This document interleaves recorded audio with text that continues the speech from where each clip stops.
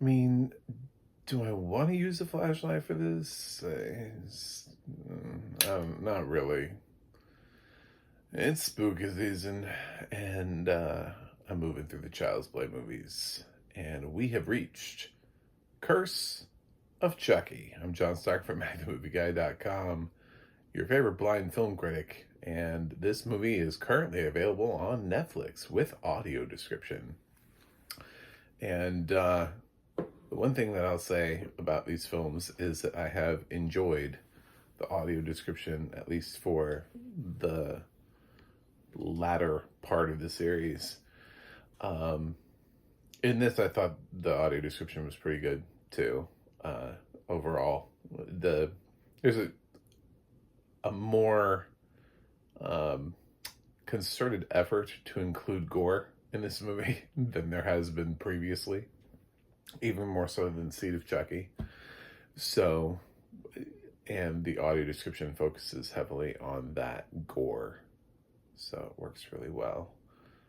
Some people don't die in great ways, and that's something that's unique to this part of the series, and it sort of bleeds into what they're doing now with the Chucky franchise on television.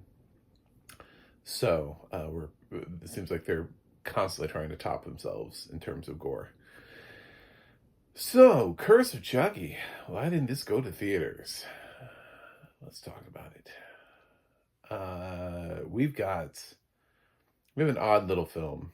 I feel like every film now in this franchise is written by somebody who every couple of films they haven't seen the previous films in the franchise, and this film doesn't really feel like it matches the vibe of Seed of Chucky. They don't even mention Glenn and Glenda in this. It's just, it starts off with, there's this family. There's Mika, who is this wheelchair-bound lead character who will later appear in Chucky, the series. So for anybody who has already seen Chucky, this is where Mika came from. And she lives in this house, and her sister is like, oh my God, who's going to take care of you? And we're paying this person to take care of you, and life is, it's just, everybody in this film is a terrible person, basically, except Mika and this little girl. And there's kind of like waiting for people to be picked off. Everybody just feels like they're like on some sort of slow walk towards death. But anyway, yeah, it's more violent. It's gorier. Chucky spends more time actually not being Chucky and actually staying in doll form, and not running around and goofily laughing. And we don't have a whole lot of cutscenes to him, which is kind of interesting. There are a lot of insinuated scenes because the little girl will say something that like Chucky told her, and it's obviously like something that like an adult male serial killer would tell somebody, but not something that like an actual child's doll would tell somebody. But nobody ever seems to really catch on to these things. They're just like, oh my God, where did you hear that? That's so weird. I don't know. I thought this movie was kind of dumb. It's going back into the thing where it's like, no, we can make Chucky scary. It's like, no, he's not scary, guys. He isn't actually scary. So, this movie just has some things that it does that just annoyed me and just kind of pissed me off, which is why you're getting this tone from me. You're like, man, he's got a tone today. Yeah, I got a tone today. I saw Curse of Chucky. So why don't we just go all in? Why don't we take and go on to spoilers? Can I go on to spoilers? Can I just tell you what? Can I hate this movie? So, it's oddly a sequel and a prequel at the same time. It goes back to, it ties everything together. So Mika is supposedly the child of this lady that uh, Charles Lee Ray was sort of like holding hostage, playing family with at the time. And his mother was the one that called the cops on him and caused him to run into the toy factory and get shocked by lightning as he was trying to transfer his body into Chucky. Like that whole thing. Basically the beginning of Child's Play. So he's been waiting 25 years for this very specific revenge that he's never talked about in any of the other previous films. Family he's never mentioned in any of the previous films. A backstory that he's never mentioned in any of the previous other films that they have completely created for this effect. And that is just kind of dumb. I kind of thought, like, when they roped it back in together, it was kind of dumb. They haven't really cared before who Chucky goes out and kills, but then they were like, ooh, let's be real smart here. Let's see if we can prequel it while also making a sequel. And just so you get scenes with actual, I'm assuming, Brad Dourif, because they're flashback scenes to, although Brad is getting long in the tooth, so he wouldn't have looked very young in these scenes, because he's been, at this point, this movie came out in 2013, he's been playing Chucky for long enough that he would have needed almost like CGI de-aging to look the same way that he did in the first movie. Yeah, it's so plot wise, I thought it was obnoxious when they revealed like why we were here and why Mika was in a wheelchair and or insinuated why Mika was in a wheelchair bound anyway, from the trauma that her mother suffered while she was pregnant with her because of Charles Lee Ray.